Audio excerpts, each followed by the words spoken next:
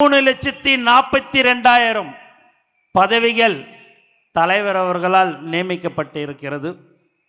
1,00,000 பதவி நாளைக்கு நாளன்னைக்குள்ளார அந்த 3,42,000 நாளைக்குள்ளார அந்த 1,00,000 பதவியும் நிரப்பப்பட இருக்கிறது. இங்கு கடந்த 32 வருடமாக அன்று முதல் இன்று வரை உழைத்து கொண்டிருக்கிற ஒரு கூட்டம் எது என்று சொன்னால் அதுதான் இந்த செயல் வீரர்கள் என்பது இந்த நேரத்தில் நான் சொல்லிக்கொள்ள ஆசைப்படுகிறேன். தலைவர் 30 வருடத்துக்கு 32 வருடத்துக்கு முன்னாடி தலைவர் உச்சத்துக்கு வருவார்.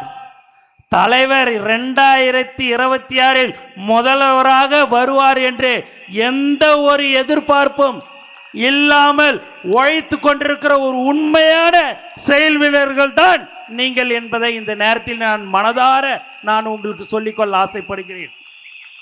இப்பேற்பட்ட ஒரு தலைவர் நமக்கு கிடைக்காதுங்க.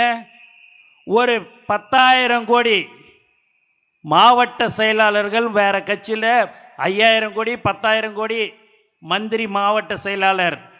ஆனால் நம்ம தலைவர் யார் அன்று சைக்கிள் ஓட்டி போஸ்ட் ஓட்டினாரோ அவருக்குத்தான் மாவட்ட செயலாளர் பதவி கொடுத்தார். நம்ம மாவட்ட செயலாளர் 10,000 ரூபா கூட இல்லைங்க.